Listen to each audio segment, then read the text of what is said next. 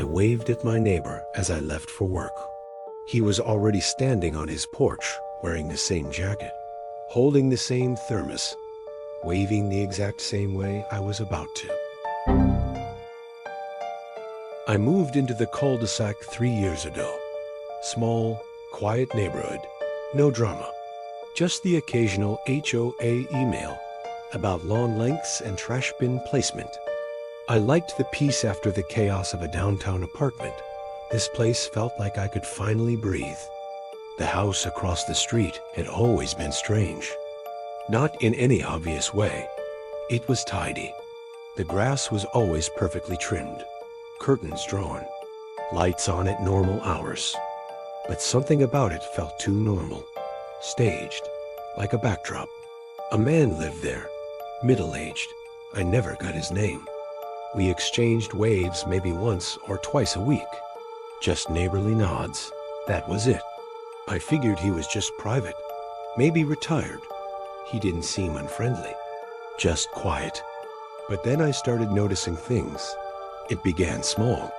I'd take the trash out on Tuesday morning and glance across the street. He was doing the same. Same timing, same posture. We both wore navy windbreakers that day, and I remember thinking, funny coincidence. Next morning, I left for work. 7:32 a.m., like usual. And there he was again standing on his porch. Same coffee thermos, same shoes, same coat. When I reached for my car door, he did too. Like a mirror.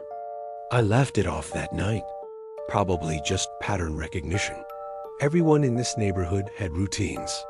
Maybe he left at the same time for errands. Maybe he had the same jacket from Costco. Still, it felt off. So the next day, I tested it. I left for work at 7:17 instead of 7:32. And there he was, already on his porch, waiting, thermos in hand.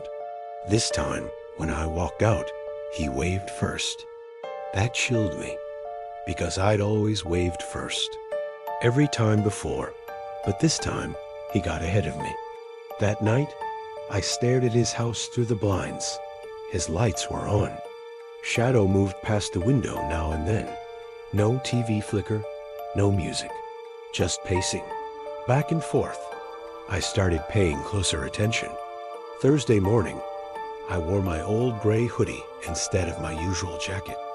When I stepped outside, so did he, wearing the exact same hoodie. It was identical, down to the faded logo on the sleeve. That's when I knew it wasn't a coincidence. It was intentional. I started documenting it, took pictures from my window, logged the time I left, what I wore, what I carried. Then I'd compare it to what I saw him doing. And every time, without fail, he did it first. Not mirroring, predicting. I tried shaking things up, leaving for coffee at 4. I nailed in a random t-shirt, skipping the wave. He was always one step ahead. Sometimes he'd already be on the porch when I opened the door, still and silent. Sometimes he'd just be standing in the hallway, visible through his window, holding whatever object I was reaching for seconds later.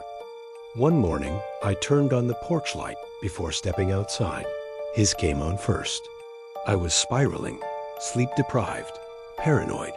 My coworkers noticed I was on edge. But I couldn't explain it without sounding insane. I tried telling myself it was just a prank, that maybe he'd hacked a camera or installed some weird eye prediction thing. Then came the night I caught him rehearsing. I woke up around 2:30 a.m., dehydrated and groggy. I went to the kitchen, past the front window, and noticed a glow across the street. His living room light was on, curtains wide open. He was pacing again, but this time he was practicing my walk. Same limp from my bad ankle, same cup of water in hand. He reached for an invisible doorknob in midair, opened it, turned to wave, just like I do every morning, over and over, repeating it like a stage actor. Then he froze, turned, and looked directly at me, from across the street, through the window, as if he knew I'd be watching. He didn't blink, just smiled. That was the first night I locked every window and door, like my life depended on it. I didn't leave the house the next day, called out sick, but I kept watch. Every 15 minutes, he'd come to the porch and look at my house. No wave, no thermos, just waiting. That night, I unplugged my router, turned off every device, and set up an old camcorder aimed at his house. No Wi-Fi, no cloud, just analog tape. I wanted proof. At 3:12 a.m., he walked out onto his porch again. But this time, he wasn't alone. Two people stepped out behind him. Same height, same build, same face. They were all him. One stood in the yard. One stood at the curb. The last one lifted a hand and waved. The tape glitched. The frame stuttered, then went black. When I checked the recording the next morning, there was nothing on it, just static. And when I looked out the window that morning, his house was dark. Blinds drawn, curtains sealed, not a trace of movement. But in my mailbox, there was a note, folded in half, no envelope. In clean handwriting, it said, "You were never supposed to notice." Now we're rehearsing the ending. I haven't seen him since. But 2 nights ago, I woke up to a noise in the hallway. And when I turned on the light, I saw myself standing in the mirror at the far end wearing tomorrow's clothes, holding tomorrow's coffee and waving like I will. Some nights I'd wake up on my side and see a shape in the window across the alley, laying in the exact same position I was, head turned, hand curled, eyes wide open. I moved into the apartment in late February. It was cheap, clean, and only a 10-minute walk to work. 1 bedroom, 3rd floor, facing the alley. The landlord was nice. The building quiet. Perfect for a fresh start. I was still unpacking when I first noticed the window across from mine. It belonged to the building next door, directly opposite my bedroom. Just a few feet separated the 2 windows, enough that if the lights were on, you could see everything inside. The apartment across the alley was always dark. Curtains open, but no lights, just shadows. At first, I didn't think anyone lived there. Then one night, while brushing my teeth, I caught something in the corner of my eye. A flicker of movement across the alley. I turned to look, but the window was dark again. Still, like always. I told myself it was just a passing car or a tree swaying in the wind. The first strange thing happened about a week in. I woke up feeling watched. It was a heavy feeling, like something pressing against my chest, not physically, but mentally. The air in the room felt colder than usual. When I sat up, I noticed the window was cracked open. I never opened my bedroom window. Never. Especially in winter. I checked the lock. It was undone. I tried to rationalize it. Maybe I had opened it for air while unpacking and forgot. Maybe it wasn't fully latched and slid open. But it happened again 2 nights later. This time, the window was wide open. My curtains were pulled apart, and the bedroom was freezing. I started locking it extra tight every night. I even stuck a metal rod in the frame so it couldn't slide. But still some mornings I'd wake up to find the curtain drawn, or the lock rattling faintly in the wind, like it had tried to open. One night, I woke up at 3:04 a.m. No sound, no nightmare, just sudden alertness.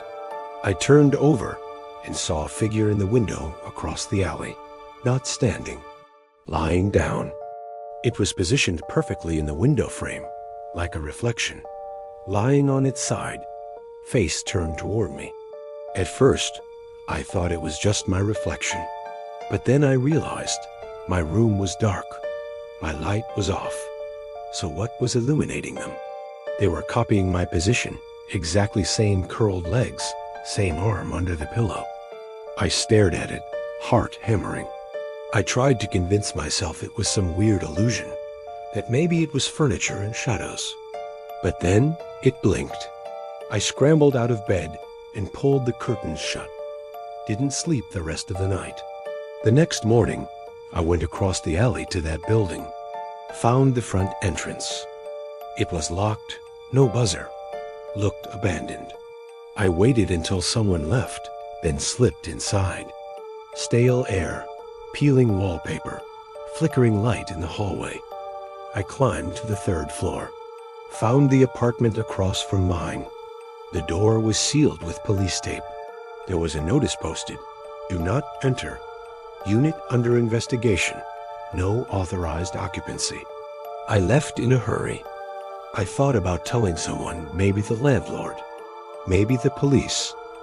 But what would I say? There's a ghost across the alley copying how I sleep? I let it go.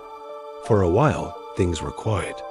I started sleeping with the curtains closed, window locked, furniture pushed up against it. I kept a knife under my pillow, just in case. I stopped looking at the window entirely. Then, about 2 weeks later, I had a nightmare. I dreamt I was lying in bed, unable to move. A shape slid through the window, slow and silent, hovering above me.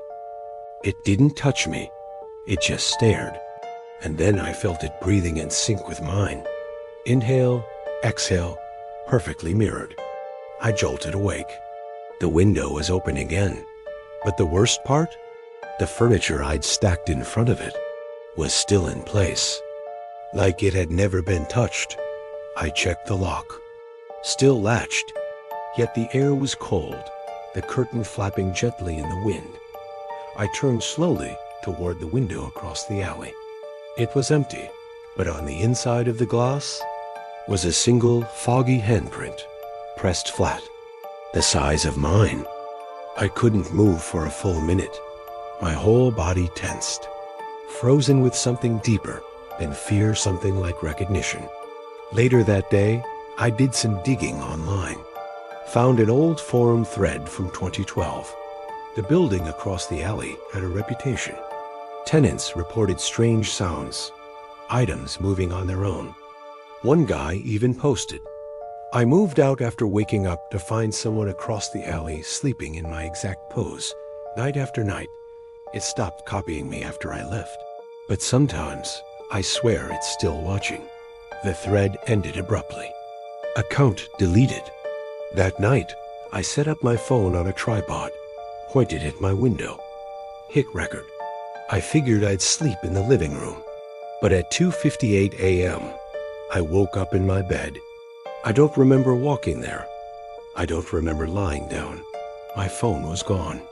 I found it the next morning, neatly placed on the floor, under the window. It had been wiped. No video saved. But the worst part? In the photo gallery, a new picture had been taken at 3:04 a.m. It was a picture of me, asleep, taken from outside the window. I haven't slept in my bed since. I taped the window shut, covered it with blackout curtains, moved into the living room. But still, some nights I feel it. That sensation, that mirrored presence. I don't know what it wants. But I know this. It doesn't just watch me sleep anymore. Last night, I woke up lying perfectly still on my side, hand curled, eyes wide open, across the alley. There was no one in the window. Because I wasn't looking at the window, I was looking at myself, staring back, from inside the room. The mom still waves at me the same way she did when I was 6 years old, but she hasn't gained a single wrinkle, and neither has her son. He looks exactly like he did in the picture my dad took in 1991.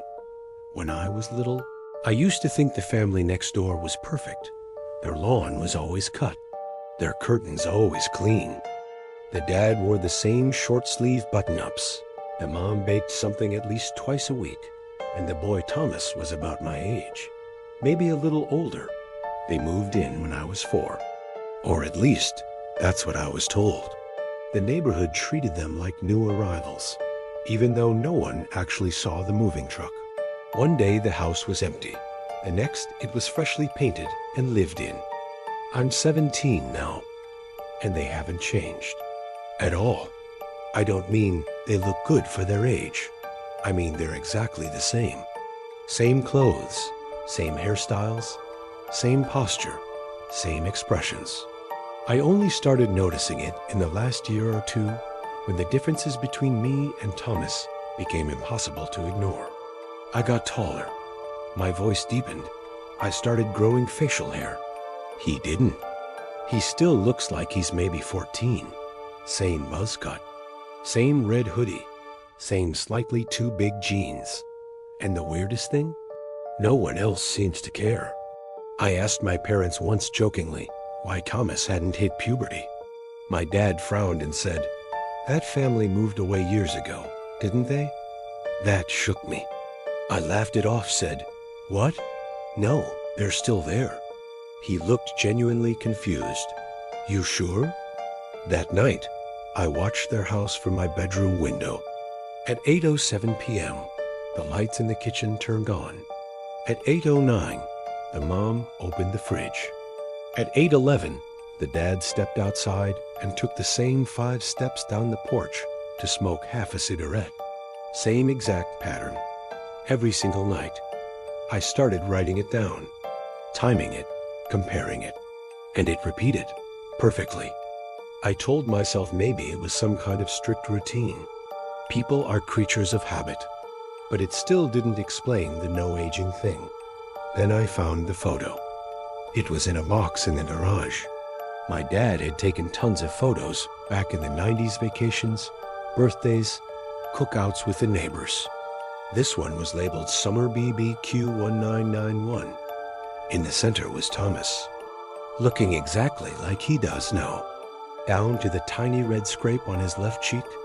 His mom and dad, same hair, same clothes, same faces.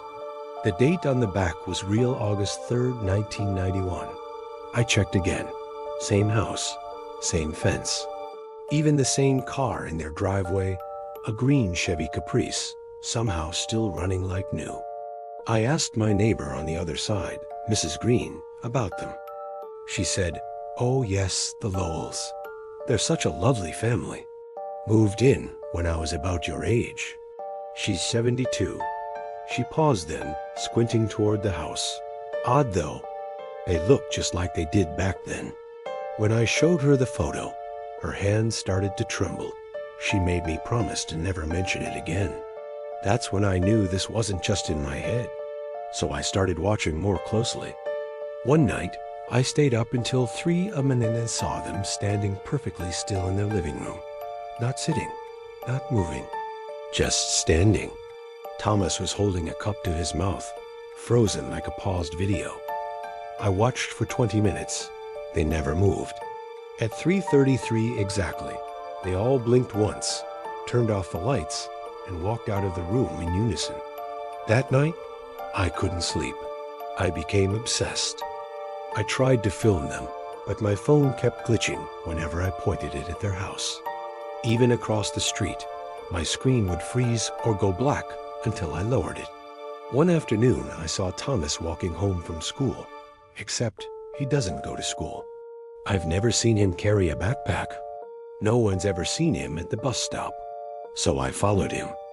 He didn't look like a normal kid. He paced, steady, measured, like he was counting his steps. He cut through a small trail in the woods behind our neighborhood.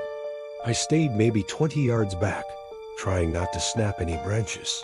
Then he stopped, stood in a clearing, and waited. After maybe 5 minutes, another Thomas stepped out from behind a tree, identical. They didn't speak. They just stood there, staring at each other. Then they both turned at the same time and looked right at me. I ran, didn't stop until I was home. Locked in my room, sweating. That was 2 nights ago. Yesterday, I woke up and found a small box on my doorstep. No address, no return label. Inside was a single photo.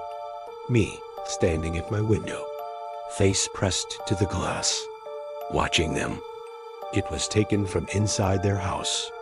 Written on the back, in perfect handwriting, You've been living here for 17 years, Michael. So have we. But you've changed. And that makes you the problem.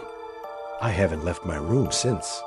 Tonight, I looked outside, and Thomas was standing at my window, not knocking, not moving, just watching me like I used to watch him. Behind him, the whole family stood under the street lamp, smiling, not blinking, waiting for something, waiting for me to stop changing.